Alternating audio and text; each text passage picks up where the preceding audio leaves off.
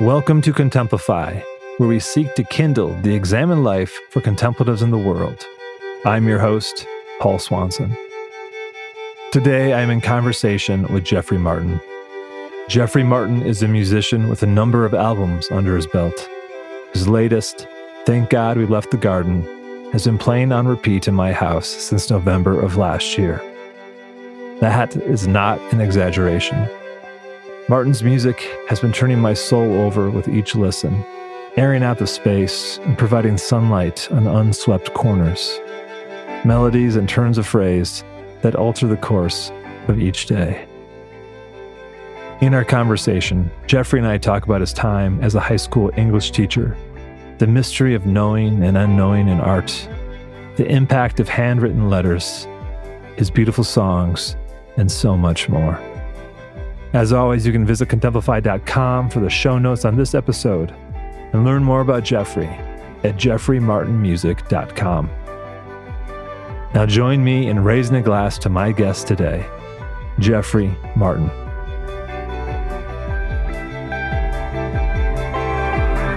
gotta begin. I want to ask you, where am I finding you today? What location are you in, and what's the context of that location? I'm home in Portland, Oregon, in this little plywood shack in the backyard. It's kind of my mind palace. Just a simple recording setup out here and some guitars and just where I write. Yeah. And did you build that yourself? Was that something that you put together for music or for your own kind of solace? Yeah, my girlfriend and I, we live in this kind of, it's a detached garage that we turned into a studio apartment some years ago. And it's so great. It works beautifully because we're both touring musicians. And it allows us to live pretty cheaply in Portland, but we just needed a little more space. And so I built this little shack, and then we found a little travel trailer for her, put it in the backyard next to the shack. And so that's her writing spot. And it's just nice to have a space that's like dedicated to that world. Yeah. And it's not like I'm cooking meatloaf in here and stuff. It's good. Yeah, it's like you each have your own little hermitage, little writing shack outside the homestead. Yeah. That's great. I always love seeing what one holds on their wall or the bottles within arm's reach. What is the bottle up there? Oh, Redbreast. Redbreast. That's my favorite lately, but yeah. Okay. Now, as I was saying just a few minutes ago, the podcast tends to focus on kindling the examined life for contemplatives. And so I'm always curious to know, I see this contemplative spirit in your music. It leaves me wondering, are there lineages of whether it's a philosophical, spiritual, or artistic streams that you lean into and feel like you are flowing out of, or that you're swimming in? Or how do you connect with any of those lineages, if you do at all? Yeah. My dad has like just a natural, like philosophical bent to his mind, and he loves to dig in and talk about things. And so the music that he seeks out and the films that he watches and the books that he reads and stuff have always leaned that way. He was a great, I just grew up in that energy kind of, and I think just early on got attached, especially in music, to songs that felt like there was a direct line between the song and the person's life who was performing the song. Like almost like they tied a string to something in them internally and then attached it to something that they witnessed in the world or observed or something. It's not like it can be any genre. It's just, there's like a feeling, there's like a sense that someone saw something and then reported back with this song. And there's a lot of really impressive music out there that doesn't do that, I think, but it really bores me. And I don't mean to say that, like, I don't mean to take away from, I know a lot of people love music that's not as heady and whatever, but I think maybe because I play so much alone on tour also, like night after night, I need to be playing things that I can feel again and again and again. This would be a really hard job if I was like an entertainer, I think, and trying to emote, kind of, I don't know, act or something every night. But yeah, so I don't know, that's my goal, I think, or that's what I'm drawn to when I'm writing, and anything I'm reading the same way. It's just like I was just reading this Raymond Carver short story this morning. I forget what it's called. It's such a simple, The Student's Wife, I think it's called. And it was just like this really potent snapshot of this young couple's life. And it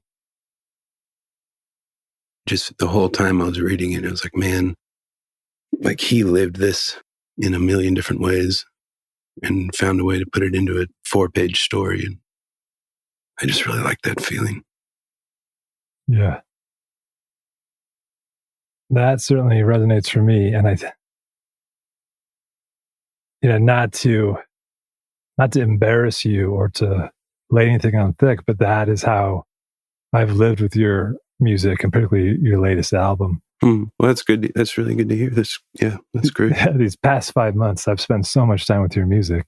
Here we are meeting for the first time, but I've already spent 2 listens with you today. Yeah. Going through the album, and the way you articulate it with Carver, and to being able to sink into something that is recorded that fresh every time, like because of my life continues on my own linear path, but as the music hits me, different songs become my favorites because of what's going on in my life and how it percolates what's processing through me. Yeah. That to me is what I seek out in artistic expression that lasts.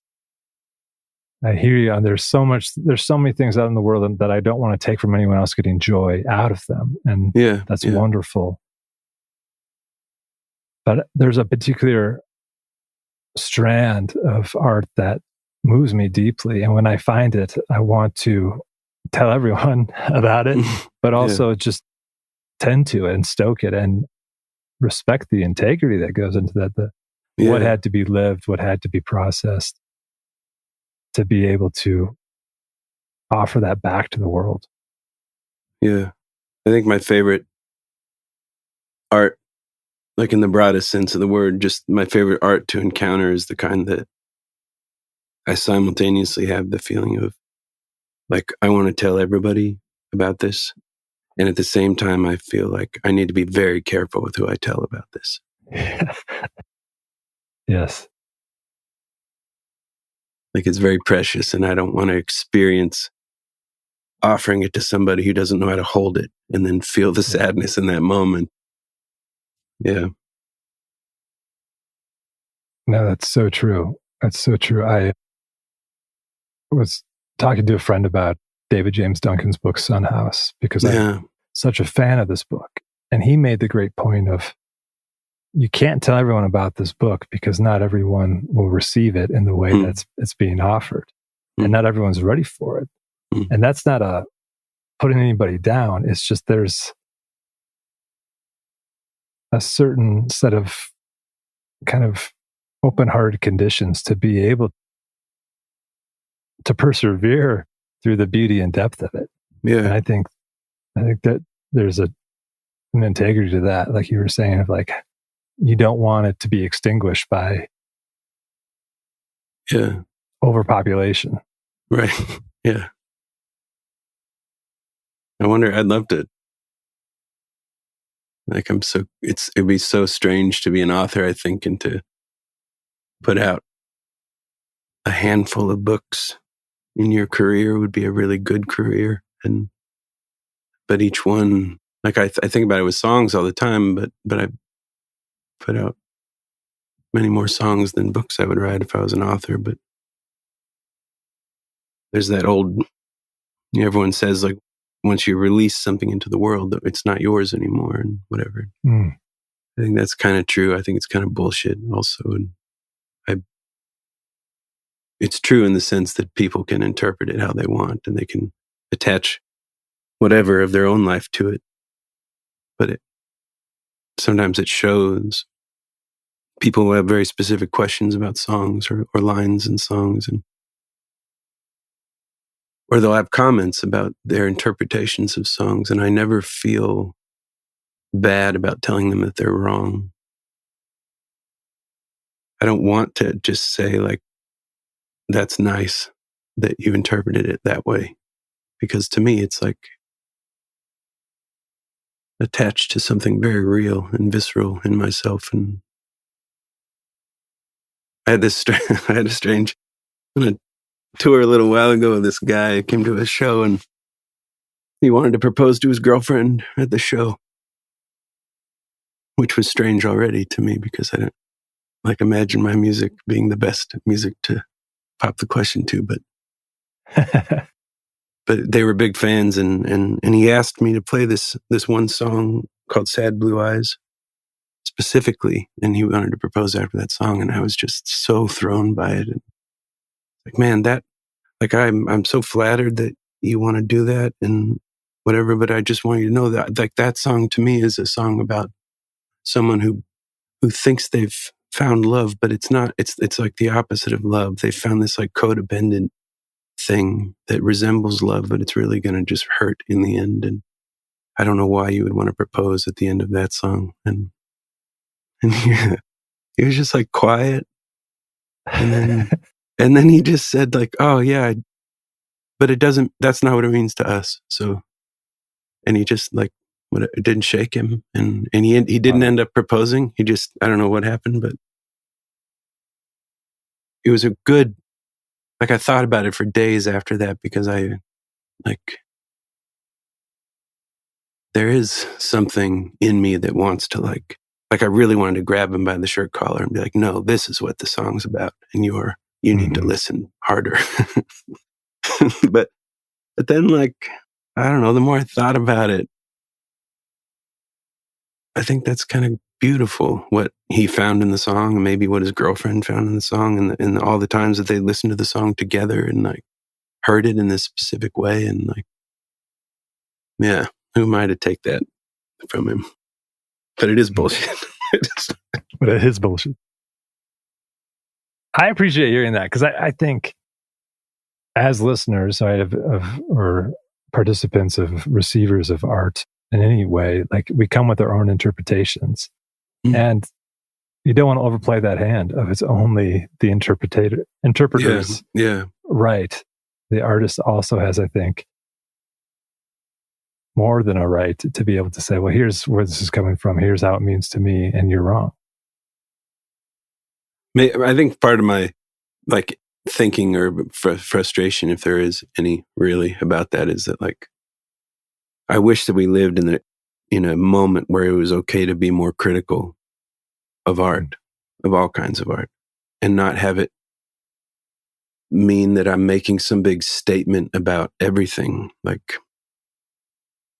I have a few close friends in music who can send me a song that they wrote, and I can say, man, this one doesn't work for me, doesn't hit me, or it needs some whatever. And there's no love lost between us at all, and it's so great. And there are people that I would never, ever, ever say that to because it would be this disastrous thing that would unfold, I think. And sometimes in interviews, I find people ask what do you listen to, or what music did you grow up on and stuff, or what do you like? And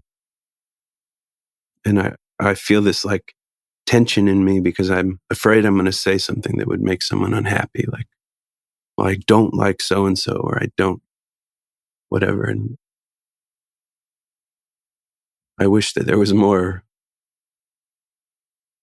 freedom just to say, like, that Bob Dylan album really sucks. It's a shitty album. Yeah, I think about that with critical friendships. I'm a pretty laid back, easygoing guy, but I know that my deepest friendships are the ones where there's a criticism is allowed, and it's actually an act of love to be able to offer some feedback like that.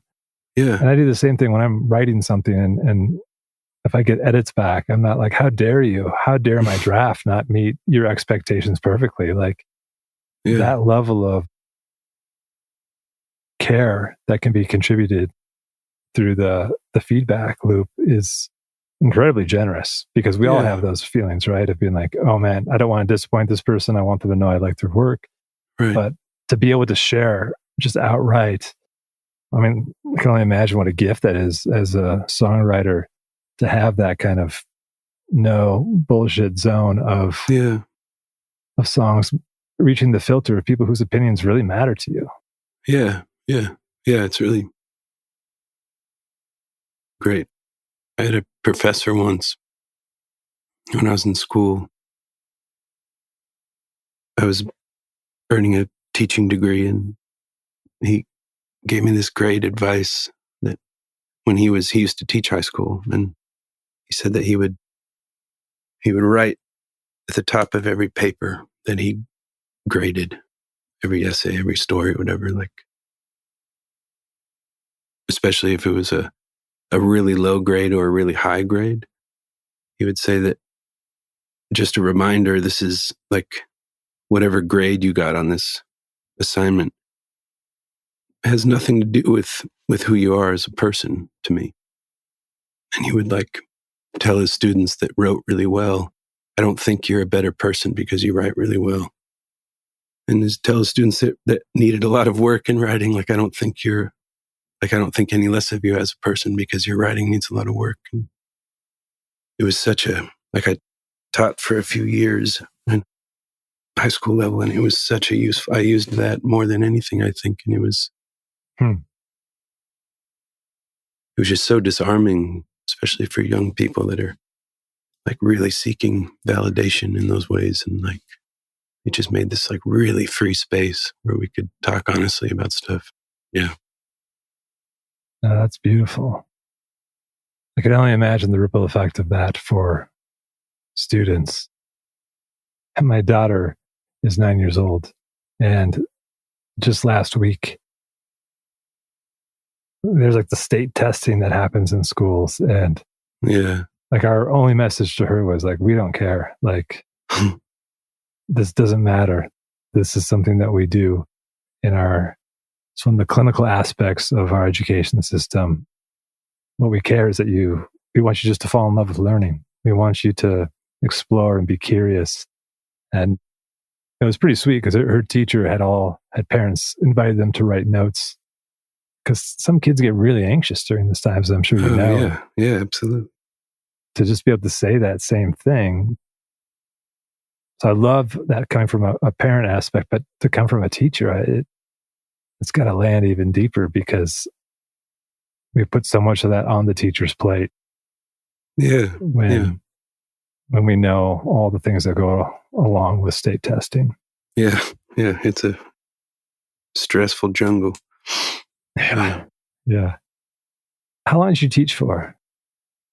I taught for about 5 years. Substitute teaching at first, and then a couple long-term full-time teaching jobs. And then in 2015, I think, kind of, that summer, I decided to kind of just dive into music full-time, and have been doing that ever since. Yeah. Wow. When you were teaching, and was there particular books that you liked to teach with that age group, or particular assignments that you could see really connected with folks of that age? Yeah. It was, especially the last teaching job I had was at this little town in Oregon called Junction City. It was a pretty small school, but they had a really great policy of kind of a more old school version of teaching, like just shut your door and teach. We trust you. We hired you because we trust you. So there was no like very strict curriculum to stick to. And I found that I just loved short stories because they worked so well for students that didn't have the attention span to work their way through a whole novel. And a whole novel with a class of 35 students takes a long time anyways, because you got to find that pace that kind of works for everybody. And inevitably you're leaving students behind who can't keep up, and you're also boring students to death who read the book in 2 days and whatever. Right. But I loved, like, I did teach a lot of Raymond Carver short stories because he has so many stories they walk right up to the edge of what would be inappropriate to teach in a high school. Yeah. But he doesn't cross the line fully, at least not with the language, with the implication, absolutely. But I just really loved like bringing these short stories to these farm kids essentially and giving them examples of adults doing very strange things with a lot of joy and a lot of heartache and whatever in those stories. And just, I loved like watching them connect the dots. Like, wait, does this mean that? And does that mean that? And that mean he did this? And like, it just like, and then seeing like, holy shit, the world is bigger than I thought. And yeah, so it was a lot of short stories. The big ones I taught that I loved 1984 because it's just so rich, the parallels right now. It's crazy. Yeah. And then Steinbeck's Grapes of Wrath was a favorite also. That one felt like that was my favorite challenge, I think, to teach because it comes with so much weight to students. Like it's a title they've heard thrown around from their older siblings, maybe who've gone through the system already. And oh shit, we're going to do Grapes of Wrath. We're going to read some Steinbeck. And I loved the challenge of like, yeah, trying to get them on board with a book that big and find all the beauty of it. And Steinbeck to me is like maybe a mix, if I'm thinking of like musical equivalents, I feel like he's like a mix between Bob Dylan and John Prine. Like Dylan was able to, especially in his early stuff, was able to say things about society and groups of people that are just profound. And he didn't say a whole lot about the nuances of the individual. But Prine found a way to dive into the individual. And I feel like Steinbeck can just switch back and forth in these ways that are not fair. It's just no one should be able to do it so well. Yeah. I miss teaching. I enjoyed it a lot more than I thought I would. And it was absolutely the right decision to stop. I found myself like really encouraging I taught a lot of seniors in high school, and just like coming alongside these young people and saying like, go, if you want to do college, do college. If you want to do something else, but just do it fearlessly. And this is like just really encouraging them to strike out and do what they wanted to do. And I think, that's why I had to stop teaching, was like, I just wanted to be on tour and I couldn't keep giving that message to students and kind of not taking my own medicine. But it's kind of surprised me. So it's been 9 years maybe since I taught, and I think about it all the time. I think about my students. I think about the stuff I taught. I think about the feeling of being in a classroom all the time. Yeah, I don't know. It was a really powerful thing that I didn't see coming. It kind of felt Mm. like I did it. I became a teacher because it felt like I needed to do something conventional. And it hadn't occurred to me really that music could be a thing I could do, at least Yeah. when I started teaching. But I'm really grateful for it. I really, if music didn't work out, or if I needed to like stop doing it for whatever reason, I would happily teach until I died, I think. There was a great, towards the end of it, the last year or two, I was playing a lot of music, and it was a really cool balance of like, go out on the weekends and play shows, or sometimes it'd be like a bigger show and I'd fly to LA and play a show and be grading papers on the plane and like, get back just in time to get back into the classroom on Monday. And whatever ego I had managed to like inflate over the weekend would just be instantly punched out of me on Monday. And I really liked that whole game of just like, there's something inherently humbling about teaching. And it's like, I feel like if you're doing it well, there's this like servitude baked into it. Mm. And I miss that. I miss that being forced into that place, because music is a whole different beast. Like baked into the world of music is so much emphasis on self-promotion. And I mean, even if you're trying to do it in a authentic way, there's just like, everyone wants you to be a brand of some kind. Everyone wants you to whatever. And yeah, sometimes I wish there was a 15-year-old around just to like cut me down to size and remind me of what matters. Give you the what for. Yeah, it's a strange time to be an artist when there's so much focus on the brand and the output. When you're seeking authenticity in your own craft and expression and discipline. Yeah. And it's also so strange how like, maybe this is just a human thing that we do, but it's like music as it exists right now, the industry, the whatever, it's existed this way for such a small amount of time. I mean, if I had been born 150 years ago, the concept of tour didn't exist. It just did not exist. I would play music regionally after work for the people in my community at best. Yeah. And like, we just accept now that there should be this whole engine behind it, and that there's a way to do it and not to do it. And yeah, it's a weird one. Yeah. It's very strange. And I'm reminded, as you were talking about the poet Morris Manning, where he's a university professor. He's nominated for the Pulitzer Prize. And one of his favorite things to do is to host a barbecue and invite all his neighbors.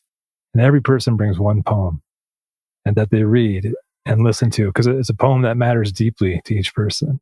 Wow. And I think what I love about that is it's a community event, and there's no judgment. There's no like, well, that poem's not Yeah. obscure enough. It's just a celebration of the language that moves us all. Huh. And he lives in Appalachia. And so like that retention of that community spirit from someone who on one hand has achieved so much in his field, but doesn't use that as something to promote his own work, but uses it to bring his community together in his backyard, grilling some food, and everyone has a chance to share. And that's really, that spirit to me is at the heartbeat of what I'm drawn to. That's really beautiful. I hope that I can learn that lesson soon. I feel the itch too, but I was just talking to my girlfriend the other day about, we were simultaneously making Instagram posts to advertise tours we were doing. And it occurred to me that like, I will I'll pull out my guitar and play a little bit of a song for an Instagram post in hopes to drum up attention for a tour or a show or something.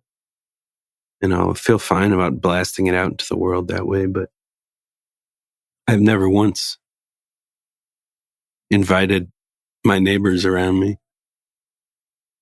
to come over and just like play some music or hear some music or like, I don't even know if my neighbors know what I do really. And that's such a strange thing that I feel so shy about that,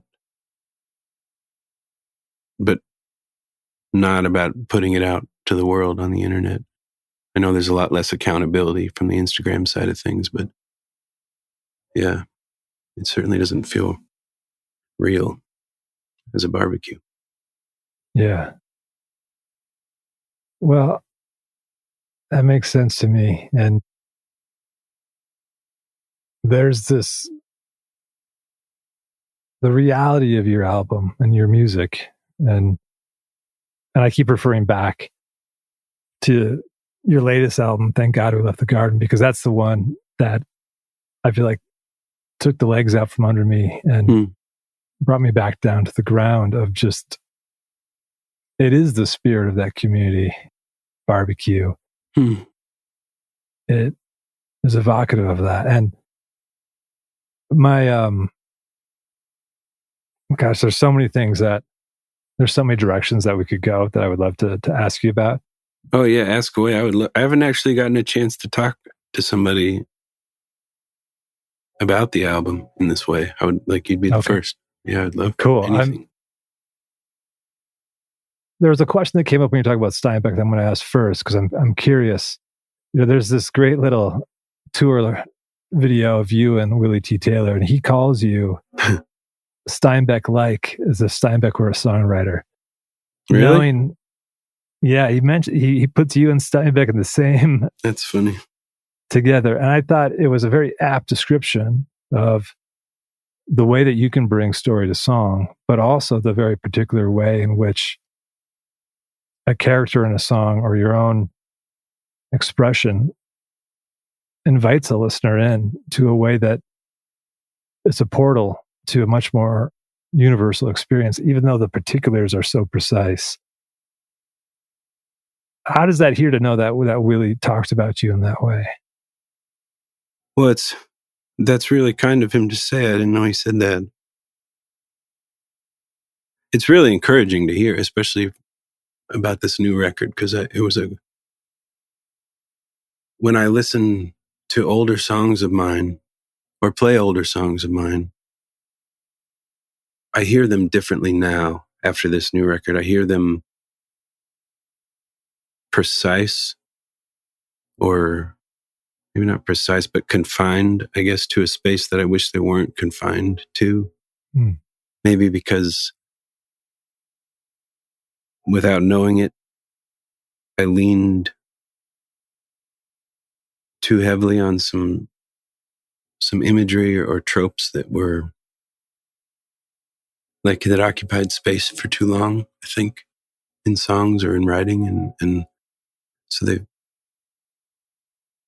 there is something that I can feel with this new record. It shows, it feels a lot more inviting to people of a much bigger spectrum of people. And that's been just a really good lesson to learn, because for me, the trap is overriding, over describing a scene or a person. It feels good. It feels good to get in that rhythm of words and to keep fleshing out a story like that in my mind and see how much I can cram into a song. But it kind of feels like there's this relationship between the amount of description and how wide the aperture remains. And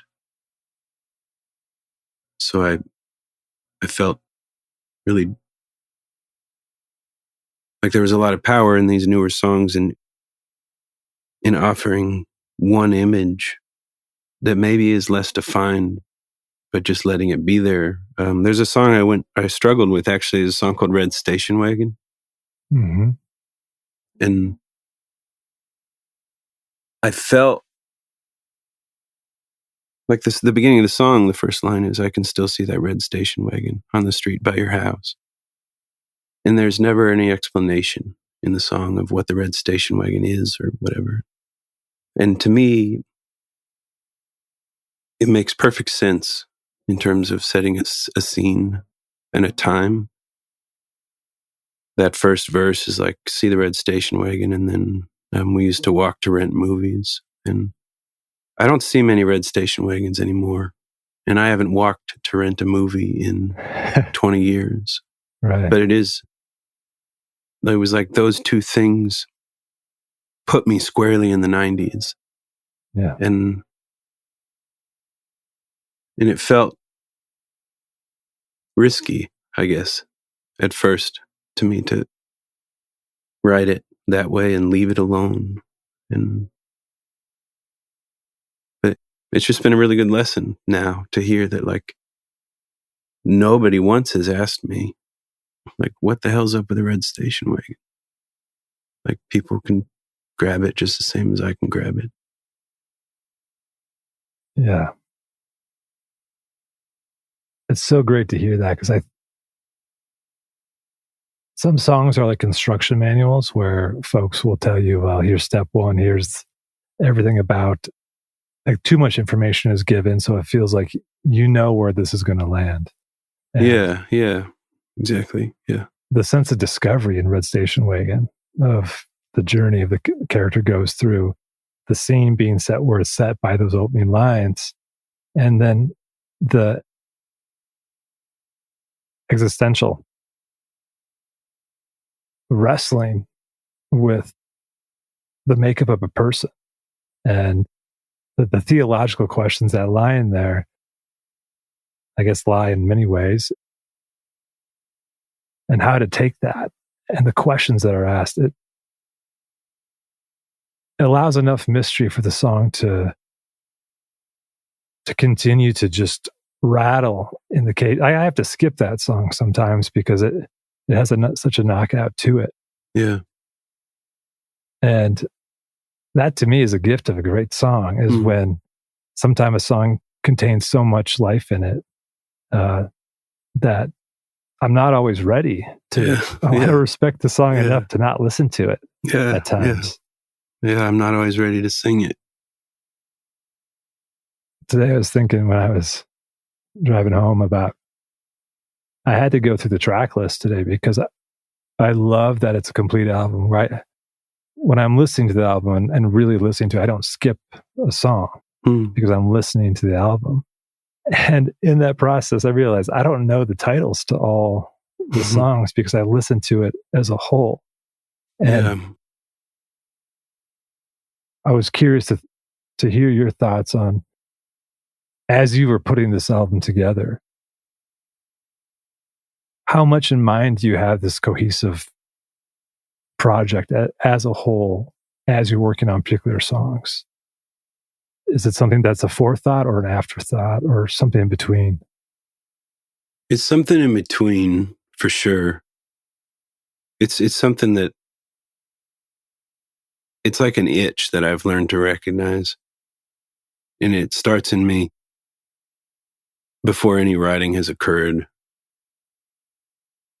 Like, my writing process for songs is always starting with gibberish sung to a melody. So I have thousands of voice memos on my phone and computer that are, maybe it'll be like a gibberish, like literally non-words, verses and chorus and bridge sometimes. And then maybe I'll find a word or a line that becomes like the anchor to that song, and build around that feeling. But it's, for this new record, I just got pretty hung up on the imagery of the garden and all that could mean, all that it's meant historically, culturally. And the idea of paradise, it's never sit very well with me. I have memories from a really young age, like Sunday school memories, of being confused about how boring heaven sounded. And just like, what? They're really? It's just like everything's good all the time? Like, that's great, but I don't know about that. So I had an idea. I've never written a concept album, and I had this idea of writing a full album where every song would reference the garden in some way, the word the garden, the idea of a garden. And that felt tired pretty quickly to me. It felt like I was excluding some other territory I wanted to look into by sticking to it. And so there definitely is, like, there are a few songs in the title of the record, reference the garden in some ways, but it ended up kind of revealing itself to me as something that was like, no, this is more about that intersection of like wisdom and mystery, maybe. Like if you carry either of those things on their own too far away from the other, it becomes a pretty bad scene, I think. Wisdom with no mystery becomes certainty, I think. And life gets really narrow, and mystery with no wisdom becomes this unmoored kind of vague soup. And yeah, so I just wanted to paint a lot of scenes, I think, that were just that feeling in life that you can't quite name, but you know it so well.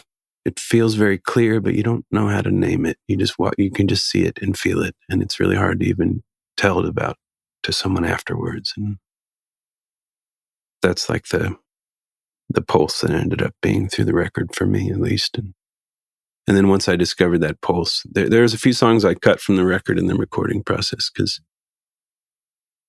I think they're great. I think they're good songs. I still play them at shows, but when I lined them all up, they kind of shook me out of that dream. And there was, like, the record feels very close. It feels earnestly close to me. And there were a couple tunes that felt zoomed out, I guess, and more of like an idea about society than kind of like offering up this mystery thing. Thank you for that. I feel like, as a listener, it does feel like such an intimate album. And there's a way in which, having listened to it so many times, about where it does also feel like there's a bit of a circle there, because, and to hear what you said about wisdom and mystery, like, I think there's some paradoxical themes throughout the album, and that give birth to like living it. So it doesn't become highfalutin, or it doesn't become a flight into the beyond or anything overly romanticized. It stays so grounded. And I think going from walking to Lost Dog, again, like going from the end to the start, it feels like a natural, like, I want to go through that, the birthing tension of those paradoxes again. That's cool. I've never thought about that, looping it back like that. I'd love to ask about some of those paradoxical themes that at least landed with me. And, you can feel free to tell me that I'm full of shit and it's not there. I will not be offended. I'll be thrilled.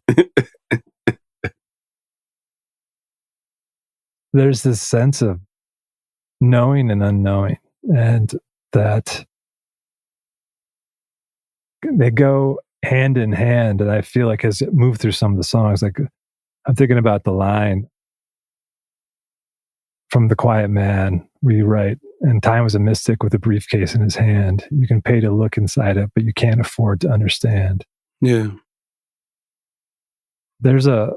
I feel like between the knowing and knowing, that bursts like a vulnerability in that turn of phrase.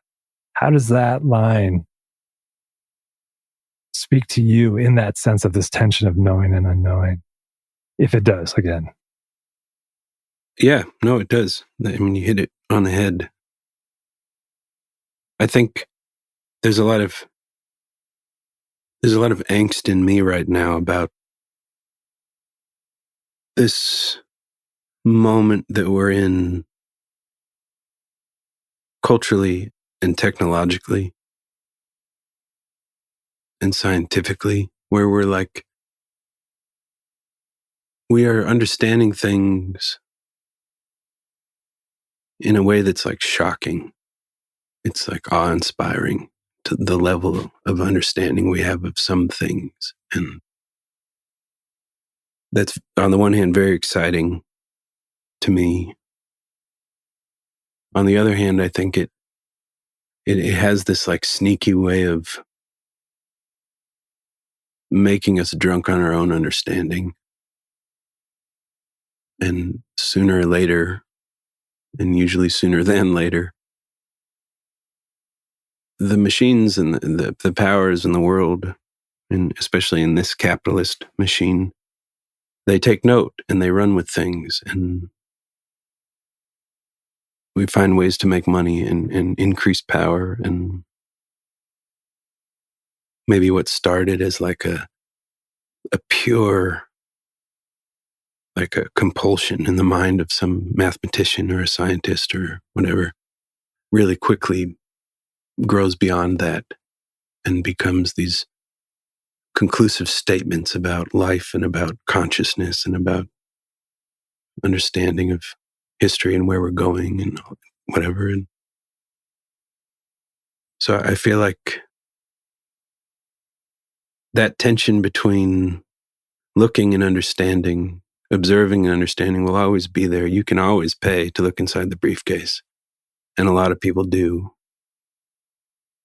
And there's no correlation between looking inside the briefcase and understanding what you're seeing. And I don't know if that makes sense, but It does. It does. There's no sense. I think of that Iris Dement song, Let the Mystery Be. yeah, it's a great song. Or like, that's actually a bold and wise statement. And I think with the capitalist consumer mindset, you don't see it that way. It's one wants to see how they can profit from mystery or from the mechanics of it, or even the smoke show that they can pretend to be able to sell for a short time at least. Yeah. Yeah. Oh man, that song. That's one of the songs that I can revisit again and again and again and again. And as I get older, it gets deeper and deeper and deeper. And you're right, it doesn't line up with any economic model that we've come up with yet. Continuing this thread about, again, I guess what I see is these paradoxical themes that birth something. Movement and stillness are these threads that I saw in the album as well. And there's that great line from Paper Crayon where you say, I won't do the whole verse, but it is moving without moving, and I am not worried about where I am going. Yeah. And, reminded me of T.S. Eliot. It reminded me of the still place that spins on the axis of the world, but the moving and not moving. How does that resonate for you as you think about the threads of that album of stillness and moving being like these paradoxical pieces that are present, but are birthing something that neither one does complete justice to it? Yeah, that's it. It's like we're bound by the language that we have available. And I really love the feeling of coming up against something that is a very real feeling. It's a concept, or it's a space that I can feel. but I can't define it with words. And then the task of attaching words to it, I really like, because usually we use words because of what they mean. Like, we use a word because it means something to describe an idea. But at those moments, we use words, we use the limitation of their meaning to describe the thing. And if you use two words or two concepts, it's like the limitations combined, especially if they're contrasting limitations, puts me in that space. And there are things, there are states of being, and times in my heart feels like at the same time it's going a million miles an hour, and it's also not moving. And it's the same feeling I get when I watch Roger Penrose give a lecture about higher level dimensions that my brain literally can't hold. Like, it can't go there. But the math goes there. My brain can't. And I love that. That's a great description. I think about those times where I'm like, oh, I'm at the limits of my intelligence here. And I'm Yeah. loving it because Yeah. it's pushing the boundaries of what I can, it's almost like you intuit it, but I can't hang on to it or articulate it. Yeah. And what a gift. Like, wherever that came from, like, what a gift to be aware that you are part of a universe that is so far beyond your understanding. Like, what a cool, I don't know. I love that. Yeah. And it just makes me happy to be alive. Be like, how did I get to be so lucky that I'm conscious of this? And I get to walk around and drink some beer with some buddies and look at a fire and muse about what we're looking at. Absolutely. Yeah. I had a moment with your song Sculptor that felt like this when those words landed on me, but you wrote a letter like a sculpture, and I cried and let the day go. I miss your breath on my shoulder. I think I emailed you about that. Like, I just pulled over and just lost it. Yeah. And it wasn't an individual that came to my mind. It was all of the loss, whether it's those who have gone before me or also like those deep friendships where we don't get to see each other as much as we would like. Yeah. Yeah. And I just immediately sent it to those people who I felt like fit in that place of loss and love. And just like another one of those paradoxical themes of, I can't articulate what these words are piercing into me, but it needs to be shared with those who feel that same piercing. Yeah. That's really a beautiful scene.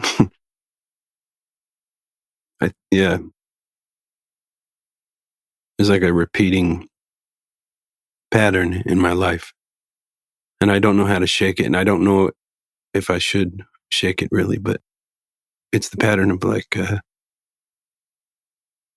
I lose my way, and then when I realize I've lost it, I try all sorts of things to find my way back to where I want to be. Inevitably, everything I try falls short and makes me feel even farther away. And then eventually, I'm reminded by somebody in my life, someone I love a lot, like, it's simpler than what I'm trying for. It's like, it's not a complicated journey back to that good place. It's just you're making it complicated. And it's like that song literally is about letters. Like, it's in my life, for whatever reason, it's been letters that have led me back a lot of times. And I have had the huge blessing of having close friends who love writing letters. And I love an unsolicited, just, you get a letter from someone you love, and it just, all the noise gets turned down in my head. And there's something about holding a letter in your hand that someone wrote, and you can't be doing anything else in that moment. And so usually it's at that point where I'm like, oh yeah, now I remember who I am. Mm-hmm. And then I make a mental note to like not forget that the next time I lose my way. And then when I lose my way, that's the first thing I forget. Yeah. And that pattern just like keeps going. But maybe that's what makes the letter so sweet. So I don't know. That's an interesting song to have out in the world because it's a very emotional song, and it is undefined enough in the story of the song that people can attach all sorts of things to it. And yeah, it has led to some pretty heavy moments after shows at the merch table with I bet people. Yeah. I bet. Some things came up as you were talking. You know what?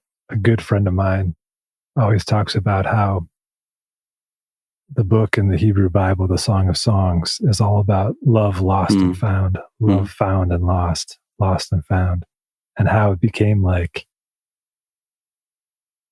the sacred text that people had to wrestle with over and over and over again because it is kind of the story of humanity. Like we keep losing our way, we keep losing our love, and we have to keep refining it. Yeah. I resonate so much with you in the letter piece. Like, I'm curious if this is true for you, where there's friends that we correspond by letter, and I have to sometimes wait for the moment to read it. Like, I don't want to just read it on a whim and like be half distracted. I got to sit down with my tea or my drink and to read it in the conditions in which it was wrote, which is slow, because you can't write a letter fast, or at least you shouldn't. Yeah. And is that true for you as well? Like, do you have to have the right conditions to be able to get into that? Yeah. I try to, on my website, there's a P.O. box address that I leave on there because I really love coming back from a tour and finding some random letters from people. But I actually, in my bag that I carry around on tour, I have a couple letters that are months old now. One of them 6 months old, and I've been waiting for the right heart space to respond to them. One of them is a friend of mine in Belgium. Is just this very, very deep and kind person, and he wrote the sweetest letter. Then I've just been like carrying it around and rereading it, and then feeling like I still can't respond yet. And I eventually sent him an email just saying like I want you to know that I'm like deeply wrestling with this letter. I'm not. Yeah. But I totally know what you mean. It's like I feel sometimes when you do start reading a letter and you realize that it's going to require a lot more of you than you have in that moment. Yeah. It's a powerful feeling to have to put something down, to know that you're going to have to get to it later. But yeah. Yeah. I was going to reach out to you through your P.O. box because it's like, I was going to share that story about just the first time I really dropped into your album and how moved I was by it. And then I was like, I don't want him to think I only am writing him this letter because I want him to be in the podcast conversation. So it's funny how I got in my own way, and I've been trying to learn this thing when it comes to letters. Every now and then I'll be just like, I got to write this person a letter. I remember I wrote 10 years ago, 15 years ago. Yeah, at least 15 years ago, I wrote Lawrence Ferlinghetti a letter because I was reading his poetry and there was something that really sparked for me. And I realized I just need to write it to him. I hope he got it. I hope it marked his day. But I also didn't need him to write back. I just wanted to be able to share something and to slow down enough to write it.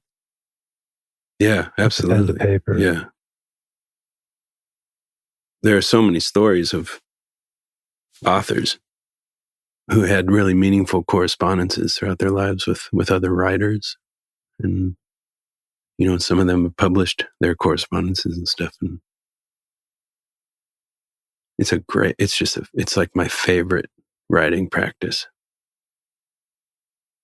It's hard for me to sit down at a blank page often, but if I am trying to convey an idea or responding in kind to someone who wrote me this really thoughtful letter, like that's such a great starting point. And I get a lot of letters from people who say either at the beginning of their letter or at the end, like, please don't feel the need to respond. This was a much needed, like, way for me to express and vent these feelings after listening to this thing. Yeah, I get it. Yeah. I love those books too, where it's a published exchange of letters. And I keep thinking we'll never see that with email. Like, it just is, there's something about email as a medium that is just doesn't hold the same pace and depth that I think is required for a letter to land in that kind of correspondence. Yeah. I was reading this quote just yesterday. It was by Soren Kierkegaard about, I'm going to not get it exactly right, but he was talking about how a poet is an unhappy person who conceals their anguish in their heart. And it's through their sighs and cries that pass through their lips that create the beautiful music of poetry. And I had an immediate response to this quote, but I also disagreed that I disagree with the unhappy part, because I think it's more about the sensitive person or the vulnerable person who allows life to hit them that hard that it does kind of get digested in the heart, and then through that come the sighs and the cries, comes out the beautiful music as a songwriter or as a poet. Yeah. And just thinking about our conversation that was going to happen today, I was wondering for you, I get the sense that you don't seem like an unhappy person, but you seem like a person who's sensitized to the fullness of life, and that hits you, and you absorb it and you process it. Do you feel like you need that visceral, embodied response for songs to come out or lyrics to come out in that way? You could just tell me it's all it's mumbo jumbo too. I will not be. No, it's not at all. I'm just, it's the opposite. I just want to respond well. I mean, on the one hand, it doesn't feel to me like there's any choice in the matter. So it's hard to have opinions about things that you have no control over. I move through the world in this way, and I receive the world, or I experience the world in the way that I do. And a lot of my writing is a way to make sense of things that I end up holding that I don't even know that I'm holding. And I'm not a very immediate writer. I wish I was, so that it would be a lot more useful of a tool. I wish that shit that happened to me yesterday I could release into a song. But there's about a year delay, I feel like, in me. And so many times I've written a song and thought, well, that's weird. I have no idea where that came from. And then a couple days later, fully realize where it came from. Oh yeah, that definitely came from a thing that happened a while ago. And there's a specific type of person that sometimes comes to a show who experiences me as a very unhappy person. And they hear all my songs as sad songs. And some of these people, they'll come talk to me after a show with this sense of concern. Are you okay? Just a couple weeks ago at a show, a guy kind of waited around till everyone left after the show and came up to me and he's like, hey, I really enjoyed the show, but I was just wondering, like, do you enjoy doing this? Like, are you a happy person? And Huh. I wanted to tell him that how this feels to be on tour and playing these songs and writing and getting to do this for a living in this moment. It's so far beyond any notions of happiness and enjoyment. It's like, I don't even know how to describe it, but I know that happiness is not a part of the picture at all. It's happiness feels way, way, way too small. I ended up telling him, like, that just my idea of happiness is so much bigger than a happy song, and that I've been immensely happy at very sad moments in life. And oftentimes, especially if you're having a very sad moment with someone you love, there's that like deep, deep, deep, quiet happiness that follows that moment when there's some hint of like a light at the end of the tunnel or something, and you both just sit in that place and like, yeah, I mean, when you read that quote from Kierkegaard, I kind of had the same feeling you did. Like I agreed and I disagreed at the same time. I don't feel, I'm not this like brooding, terribly unhappy internally person who like, oh, I got to write these songs or I'm just going to explode or something. But I've never understood people that feel very uncomfortable in a space that's less defined. Mm. And there's some people that just desperately want to hear literally like a song about a rainbow. And that's okay. That's okay too. But it's kind of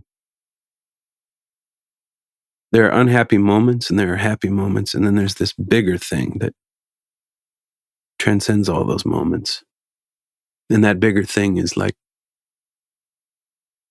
I don't know, it's somewhere around contentment. I don't know. Mm.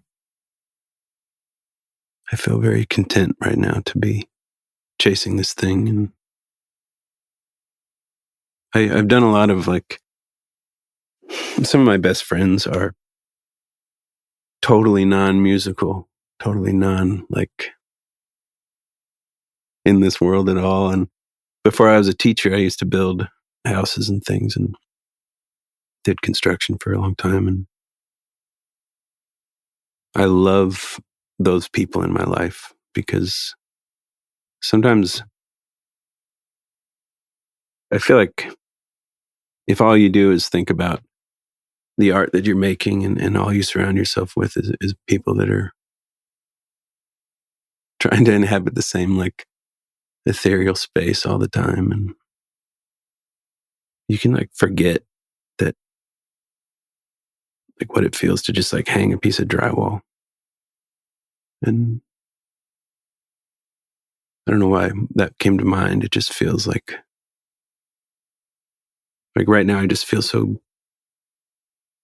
grateful, I think. And if I have to go back to hanging drywall, I hope that I can remember this time too. But yeah. Mm. That's so well said. Listening to your music and immersing myself in it, my sense was never like a what of unhappiness, but of a person who listens deeply to life. And it made me want to hang out because I feel like you're probably funny as hell. Because people who feel this level of expansiveness also know how to laugh and like have a good time. Yeah, I think I do. Yeah. And I was like, yeah, I bet you Jeffrey's just a really fun hang to be able to, because I know for me, like the people that I like to hang around with are those that I can be myself in that full spectrum of humanity. Like I can cry at the things that make me sad. I can laugh at the things that make me laugh, and I can let it all hang out as it needs to. And it's interesting to hear what you said too about having a diverse crew of folks that you are engaged with in friendship. So that's not all the same thing, because there's nothing more annoying than hanging out with a bunch of people who are consider themselves to be contemplatives, because then the pretense runs high. Yeah, I can imagine. Being able to just, as I always like to think, you got to belch between meditation practices. And it's only the goofball of paradox that helps me remember just how fun it is to be human and what a gift it is. Absolutely. And allow that gratitude to transcend, like you were saying. Happy, sad, because it's too small. There's a couple of songs that I've not recorded on albums, and I don't think I will ever, but I'll play them live. And I love doing this thing live where I'll play like a really heady, dark song, and then I'll follow it up with no introduction, no explaining, with one of these songs that are like just the complete opposite. Like I don't know, just like sometimes I just get this need to write a song that's very not serious. And I really love what happens to a room when people are in this space of like, holy shit, that was like the darkest, or like, I need to go think about my life now for a little while. And then I have this song that starts with, the first line of the song is Joseph Stalin came from somebody's vagina. And that's like, I just really love feeling a room be like, what? And I mean, there is some headiness to that song, but it's a funny song. But I know what you mean. It's a really, I feel like if I didn't have this outlet, just writing in general, I would be a much more serious person, I think. Mm-hmm. It's like the best feeling to create a little world in writing, and to feel like you got enough of that world right with the words, that it exists now. It takes up some space somewhere. And that means that world takes up a little less space inside of me in a weird way. Yeah. That's so interesting. I was just thinking about how, like, obviously I love this album so much, but if in your next album, if it feels completely different, there's this part of me that's like, that's fantastic. Like, this is part of Jeffrey that was not expressed in this album, but is over here. Yeah. And I find that to be, I mean, we were talking about Dylan earlier, like Dylan's had some misses with me that I just didn't connect with. Yeah. But that there's his willingness to follow what was coming to him at that time. Absolutely. I admire that so much, because there's a lot of sameness that I think can be a chain of, this is what people liked before, I got to do it again. Right. And a security that becomes artistically limiting, and how one person's discovering their own unfolding path. And I agree completely. It's so fun to see that in your career, just the different, like, the evolution of your songwriting. I'm glad that you see it. I mean, I really, I hope that's a tenet of it, that it keeps evolving. There's this really great interview with Neil Young and Rick Rubin that I listened to a while ago, where Young is saying, like, he's a firm believer that people, like consumers of music, they don't know what they want. They only feel really strongly that they know what they want. Yeah. And that they think they want Harvest Moon over and over and over again, but they don't. Like, they want to like encounter something that was unexpected. And even if it means that they have to more or less like suffer through 3 albums that they didn't enjoy as much as Harvest Moon, and then land on something else that Neil Young makes that hits them in a completely different way, but they didn't know they needed. And I feel that way so much as a listener. Like I get the urge. I mean, I like, you hear a record you love and you want to hear it more and more and more, and you wish there were 20 more songs. Yeah. But yeah, I agree. I love being hit by an artist by like, wow, I didn't know that was in there. I didn't know that was coming. And yeah. Yeah. I feel like it strengthens the relationship as a listener to the art, is like getting frustrated that they're not doing what you want them to do. I think that's fantastic. And like, I would love the song Don't Think Twice, but if you wrote Don't Think Thrice, it would feel like a pale imitation. Yeah. Yeah, absolutely. Yeah. What's I would love to know, the album's been out for a little while now and you've been touring. What's this next stretch look like? Do you have projects on the horizon, or is it the next year is to focus on bringing your work on tour to more places and people? I mean, the honest answer is I don't know what the next stretch looks like. I've covered so much territory with this new record, and I'll continue to through this year. And I'm feeling like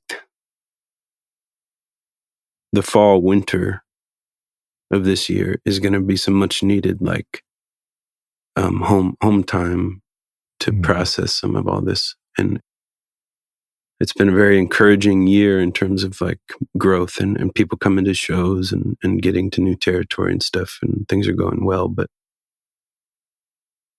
I do, like I mentioned earlier, that itch kind of starts, and I just noticed it a little while ago. Like, I need to spend some time writing and reading too. I haven't been reading. It's really hard for me to read on tour. I don't know why. I have a lot of time on tour, but it's hard for me to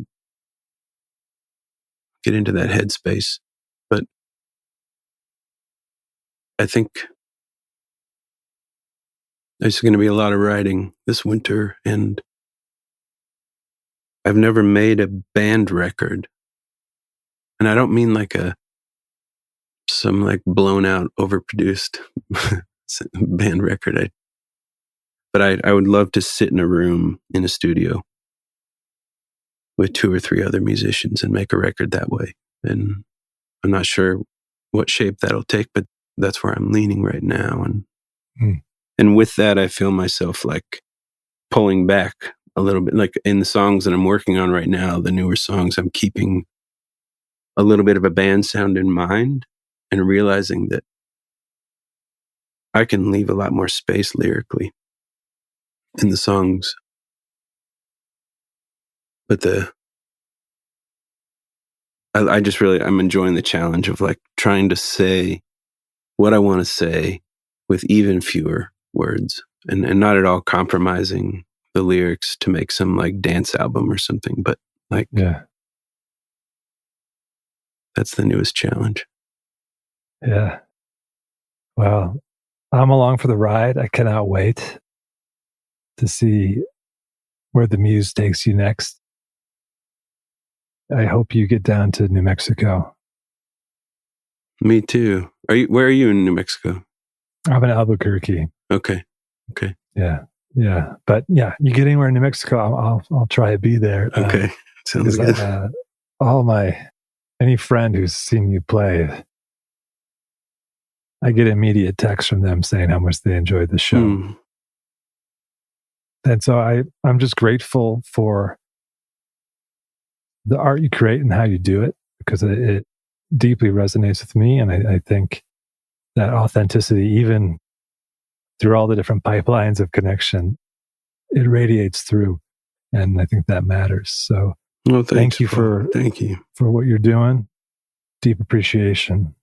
I often feel listening to Contemplify, like I just often have these moments, whether it's out of your mouth or the mouth of one of your guests, like, oh, someone just said something that I didn't know how to say. And I just the other day listened to that short that you put out about Maurice Sendak and that letter that he wrote to a fan who ate the picture that he sent. And I just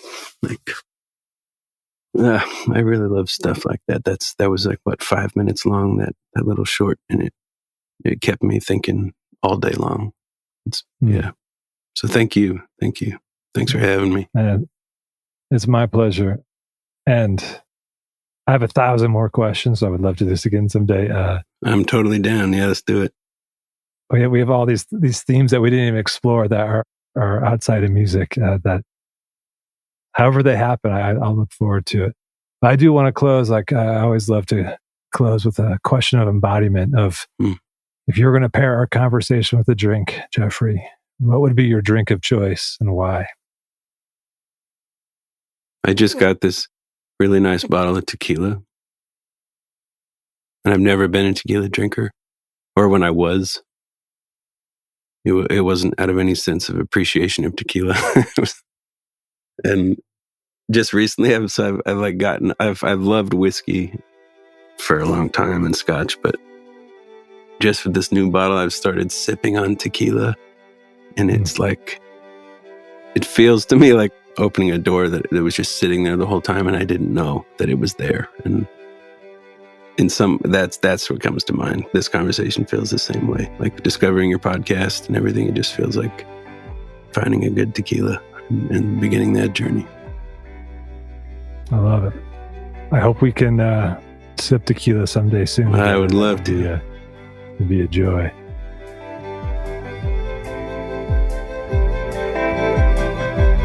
Thank you for listening to this slow-cooked episode of Contemplify. May its delights spark wonder, and may any sour patches be sweetened by their folly.